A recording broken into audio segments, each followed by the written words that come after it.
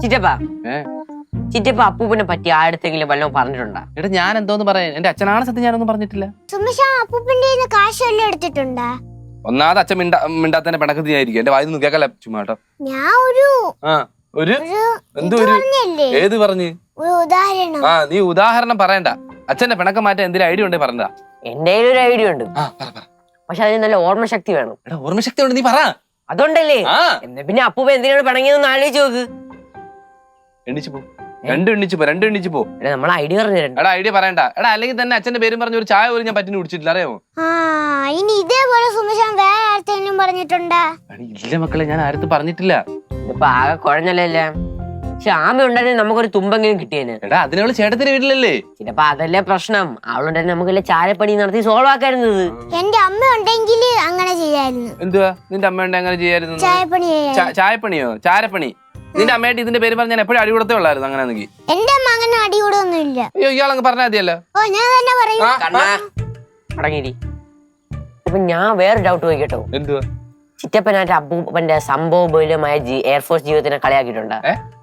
അപ്പൂപ്പന്റെ എയർഫോഴ്സ് ജീവിതത്തിനെ കളിയാക്കിയിട്ടുണ്ടാന്ന്. എടാ അത് ഞാൻ പണ്ട് കളിയാക്കിട്ടുണ്ട്, പക്ഷെ ഇപ്പൊ അങ്ങനെ കളിയാക്കിട്ടൊന്നുമില്ല. പണ്ട് കളിയാക്കിയിട്ടുണ്ടല്ലേ? അപ്പൊ അതായിരിക്കും പ്രശ്നം. എന്ത്? ചിലപ്പോ പണ്ട് കൊണ്ട മുള്ള് ഇപ്പോഴും പഴുക്കുമെന്ന് കേട്ടിട്ടില്ലേ? എടാ ഇത് അതൊന്നും അല്ല, ഫ്രഷ് മുള്ളാണ്. ചിലപ്പോ അത് തന്നെയായിരിക്കും കാരണം. സുമേഷാമ്മ ഇനി അപ്പൂപ്പനെ സുമേഷാമ്മന്റെ അടുത്ത് ജീവിതത്തിൽ മിണ്ടൂലേ? എണ്ണിപ്പോ. ഐഡിയ പറഞ്ഞു വേണ്ട, ഐഡിയ പറഞ്ഞാ എന്റെ കണ്ണിമ ചിമ്മിന്ന് വിട്ടു പോണ്ടാണ്ട്. പോ ഐഡിയ പറഞ്ഞു തരണ്ട. ഐഡിയ മതി. നീ നമ്മളെ വിളിക്കരുത്. വിളിക്കത്തില്ല. നമ്മളെ വിളിച്ചല്ലേ? വേണ്ട.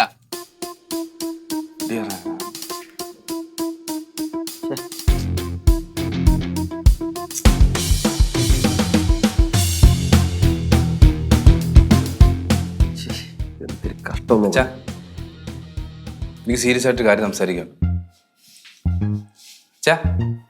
അച്ഛാ ഞാൻ പറഞ്ഞ കേട്ടില്ല അച്ഛാ, എനിക്കൊരു കാര്യം പറയാനുണ്ടെന്ന്.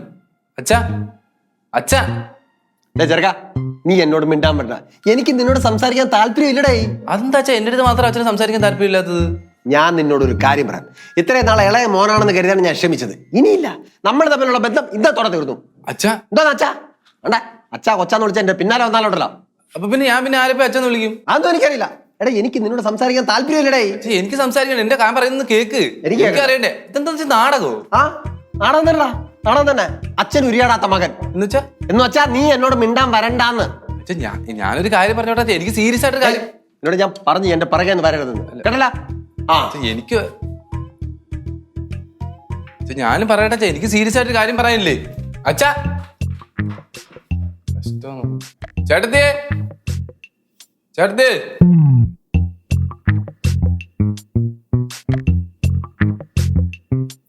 അപ്പച്ചി മാമ കലിപ്പിലാണല്ലോ. എന്ത് പറ്റി? ആ സുമയോടുള്ള ദേഷ്യമാടാ. അടിപൊളി. അതാണ് എന്താ അടിപൊളി? ഇത് അങ്ങനെയല്ല, അവൻ എന്തെങ്കിലും പണി വെച്ചാണോ അതാണെന്ന് പറയായിരുന്നു. ഇത് അതൊന്നും അല്ലടാ. എന്താ കാര്യം ഇങ്ങനൊന്നും വിട്ടു പറയുന്നില്ല, അതുകൊണ്ടൊന്നും മനസ്സിലാവുന്നില്ല. അത് ഞാൻ ഇങ്ങനെ കാര്യം മാമ അവിടെ കുഴി എടുത്തോണ്ടിരിക്കണ വീടിൻ്റെ അവിടെ. ഞാൻ ചോദിച്ചു എന്തോ മാമാന്ന് വെച്ചപ്പോ അതിന് ഒരു എങ്ങും തൊടാത്തൊരു ഉത്തരവ് മാമ എണിച്ച് പോവുകയും ചെയ്തു. എന്താണോ പാവം സുമ. അവനാണെങ്കിൽ അച്ഛനൊന്നും മിണ്ടുന്നില്ലെന്ന് പറഞ്ഞ ആ പട വിഷമത്തിലാടാ. അതൊക്കെ അവന്റെ അടവായിരിക്കും. എന്താടവന്ന്? എടാ നിനക്ക് അവനെ ഇഷ്ടമില്ലെന്ന് പറഞ്ഞ നീ ഇങ്ങനെ അവനെ കുറ്റം പറയരുത് കേട്ടോ. അല്ല, അവൻ മാമന്റെ അടുത്ത് എന്താണ് പറഞ്ഞതെന്ന് അറിഞ്ഞൂടാ നമ്മൾ അങ്ങനെ പറയും. അത് ശരിയാ, പക്ഷെ എനിക്ക് തോന്നുന്നു ഇക്കാര്യത്തിൽ സുമ പാവാന്നടാ. അതല്ല അപ്പച്ചി, ഇവര് തമ്മിലുള്ള എന്താണ് പ്രശ്നം എന്നുള്ളത് ഈ മാമൻ വെളിയിൽ പറയുന്നില്ലല്ലോ എന്നാണ് ഞാൻ ഉദ്ദേശിച്ചത്. അതാടാ എനിക്ക് തോന്നുന്നു എന്തോ സീരിയസ് ആയിട്ടുള്ള പ്രശ്നമുണ്ട്. അല്ല ഇങ്ങനെ മിണ്ടാതിരിക്കോ? മാമന്റെ എന്തോ വെളിയിൽ പറയാൻ പറ്റാത്ത സംഭവം നടന്നിട്ടുണ്ട്. സുമേഷ് എന്തെങ്കിലും പണി കൊടുത്ത് കാണുമെന്ന് പറയുന്നത്. എന്തായാലും എന്റെ മനസ്സമാധാനം പോയടാ. അവരെ അമ്മ ഉടക്കണം, അപ്പച്ചിയുടെ മനസ്സമാധാനം പോണത്. പിന്നെ എന്റെ സമാധാനം പോവല്ലേ? അവരെന്റെ ആരും അല്ലല്ലോ അല്ലേ? എടാ നിന്നെ പറ്റി ആരെങ്കിലും എന്തേലും കുറ്റം പറഞ്ഞാൽ തന്നെ എനിക്ക് സങ്കടം വരും. അപ്പൊ പിന്നെ അവരുടെ കാര്യം ഒന്ന് ആലോചിച്ച് നോക്കിയേ. എന്നെ പറഞ്ഞാൽ പോലെ അപ്പച്ചിക്ക് വിഷമം വരും, അപ്പൊ പിന്നെ അവരോ ഒന്ന്. അതായത് അപ്പച്ചി എന്നെ ഇവിടെ ഏറ്റവും വില കുറഞ്ഞായിട്ടാണ് കാണണം അല്ലേ? എടാ ശിവ, ഞാൻ അങ്ങനെ ഒന്നും ഉദ്ദേശിച്ചില്ല. അപ്പച്ചി വായിന്നത് വന്നല്ല. എന്തിനാണ് നീ എഴുതാപ്പഴം വായിക്കുന്നേ? അപ്പച്ചി മക്കളെ രണ്ട് തട്ടി കാണുന്നത് അത്ര ശരിയായില്ല. എന്റെ ശിവ, നീ ഒന്നാമത്തെ പ്രശ്നം അതിന്റെ കൂടെ നീ കൂടുതൽ പ്രശ്നങ്ങൾ ഉണ്ടാക്കല്ലേ. നീ ഒന്ന് ഇറങ്ങി പോവാ ഇവിടുന്ന്. ഞാൻ പോവാം, പക്ഷെ അപ്പച്ചി എന്റെ ഒരു ചോദ്യത്തിന് ഉത്തരം പറയണം. എനിക്കിപ്പോ ഒന്നും കേൾക്കണ്ട, പോ. അപ്പച്ചി പറയാ, അപ്പച്ചി എന്നെയാണോ ചേച്ചിയാണോ അപ്പച്ചി കൂടുതൽ ഇഷ്ടം?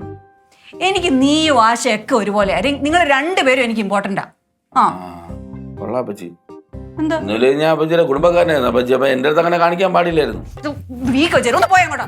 ഈ കണക്കൊക്കെ കൊള്ളാം, പക്ഷെ ഇത് ശരിയായില്ല അപ്പച്ചി. ഒരു കുടുംബക്കാരൻ വന്നിരിക്കുന്നു, ഉള്ള പ്രശ്നത്തിന്റെ മീതെ അടുത്ത പ്രശ്നം.